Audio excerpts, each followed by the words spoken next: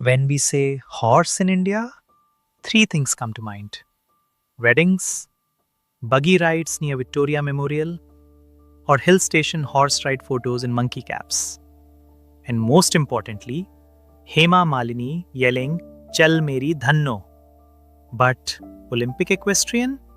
That does not even crack the top 50 because the only time we see horses doing fancy moves is at a barat, where the horse is confused, the groom is terrified, and someone is playing London Thu Makda loud enough to emotionally damage the animal. That horse did not train for this. It showed up for hay. Now it is wondering if the hay is worth it. Meanwhile, in the Olympics, there is a sport where horses jump fences, spin gracefully, and look calmer than me trying to cross the road. We have horses. We have history. What we do not have is any idea what equestrian actually is. Equestrian is a sport where humans and horses compete together. Yes, both are judged, which already feels unfair because one of them did not inherit property. There are disciplines like dressage, basically horse ballet, show jumping, jump like your family owns land, eventing, three sports combined because subtlety is for the poor. It is elegant, it is expensive, and it immediately triggers the Indian parent reflex. Beta theek hai, but studies first. In this episode, we ask, why does India not dominate this sport despite centuries of horse history? Can a war horse from our stories be considered our first Olympic hopeful? And most importantly, why does the horse look like it went to boarding school while the rider looks like they inherited a palace accidentally?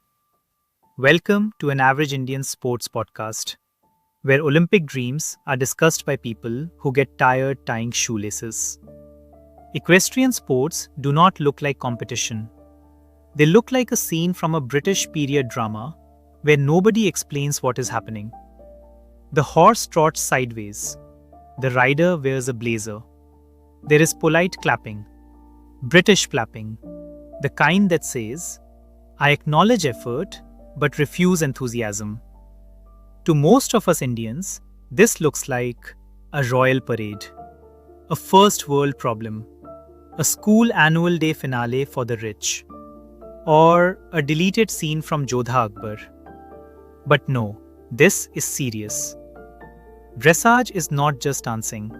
It is precision movement, years of training. It is like a dance reality show, except the contestant weighs 500 kilos, understands instructions better than I do, and may poop mid-performance without apologizing. And nobody reacts because professionalism. Then there is show jumping, where horses leap over colorful fences while the rider pretends this is fully under control. If I were the rider, it would be my turn to panic mid-performance. And then there is eventing, which is three equestrian sports stitched together. Dressage first, precision and grace. Then cross-country, speed, endurance, mud, panic. And finally, show jumping, accuracy when everyone is already tired. Because if you are going to confuse a country, at least do it properly. It is theatre, it is muscle, it is privilege, and it raises important questions. Who selects the horse? How does judging work? And why does every rider look like they just fired a butler? India had horses long before horses became Olympic. We had cavalry.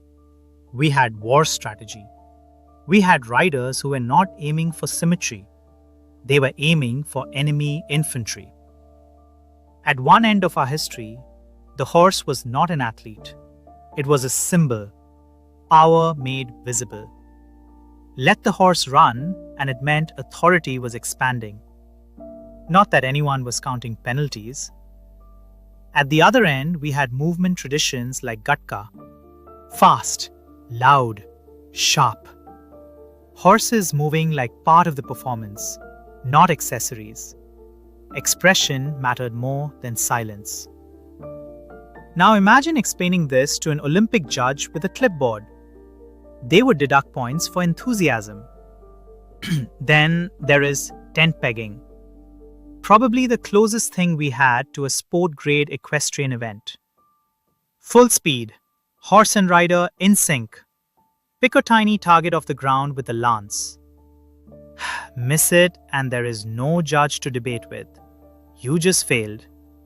Clean, honest, terrifying. And in Manipur, polo was not a leisure activity. It was Sagol Kangje. Fast, strategic, violent on the joints. Elite horsemanship. Teamwork. No blazers, no polite clapping, just controlled speed and stamina. So yes, we knew horses. Deeply. But we trained them for meaning movement and outcome, not for quiet precision inside white fences. Other countries build systems around elegance and restraint. We build stories, rituals, and impact.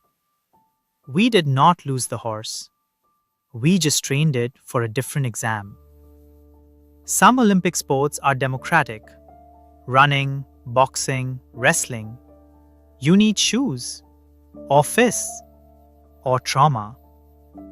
Then there is equestrian, where step 1 is own a horse.